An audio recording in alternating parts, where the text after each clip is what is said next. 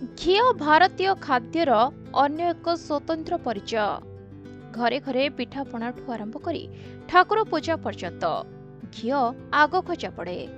किंतु घीर मान को नहीं अनेक समय चर्चा हुए। क्यों घी भल से नहीं द्वंद्व उपजे। एसबु मध्य गाई और महिषी घी को नहीं जदि किसी द्वंद्व रही तेबे आसतु जानिबा क्यों घी भल, गाई घी भल ना महिषी घी। तेबे आयुर्वेद रे महिषी घी तुलन में गाई घी को उच्चरे रखा जायछि। गाई घी रे अधिक औषधीय गुण थिबा आयुर्वेद चिकित्सा पद्धति विश्वास करे। एथि सहित गाई घी को मध्य सात्विक खाद्य भाव में विवेचना करा जाए। गाई घी खाइबा द्वारा मन रे एक प्रकार सकारात्मक ऊर्जा सृष्टि होइथाय बोली आयुर्वेद कहिसंते। सेहिभଳି ओजन ह्रास करबाको चाहुथिबा व्यक्ति महिषी घी टू दूरे रहबा उचित, कारण महिषी घी रे चर्बी अधिक थिबारु एहाको खाइबा द्वारा ओजन बढ़िबार संभावना थाए। जदि आमे तुलना करिबा तेबे गाई घी रे खूब कम चर्बी थाए, तेणु एहाको खाइबा द्वारा विशेष ओजन वृद्धि पाइ न थाए। सेहिभଳି अस्थि बा हाड़ स्वास्थ्य पई महिषी घी सर्वोत्तम होइथाए, कारण एथिरे थिबा चर्बी अस्थि स्वास्थ्य को बूस्ट कराए। एथि सहित मौसुमी कारणरू हेउतबा ठंडा काश को दूर करिबारे महिषी घी बेस उपयोगी।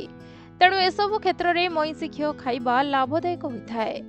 जो मानकर दुर्बल हजम शक्ति थाए सेमाने आदौ महिषी घी खाइबा उचित नुहे। यह तुलन में गाई घी को सर्वोत्तम भावे विवेचना करा जाए, कारण गाई घीर हजम हार 96% होइथाए। यह तुलन में महिषी घीर हजम क्षमता खूब धीर, तेणु दुर्बल हजम श्रेणीर लोकंक पई गाई घी बेस उपयोगी।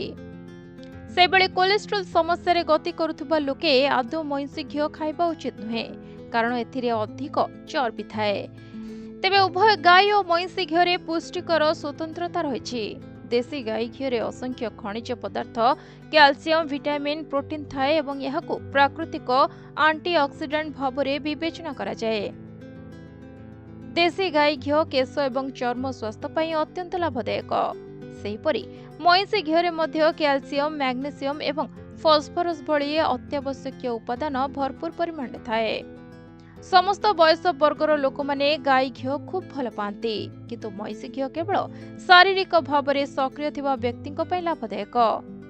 अर्थात जो माने चल प्रचल करुथिबे किंबा शारीरिक परिश्रम करुथिबे सेमानक पई महिषी घी भल। से दृष्टिରୁ छोट पिला माने गाई घी खाइबा उचित हेबो। ब्यूरो रिपोर्ट, प्रतिदिन टीवी।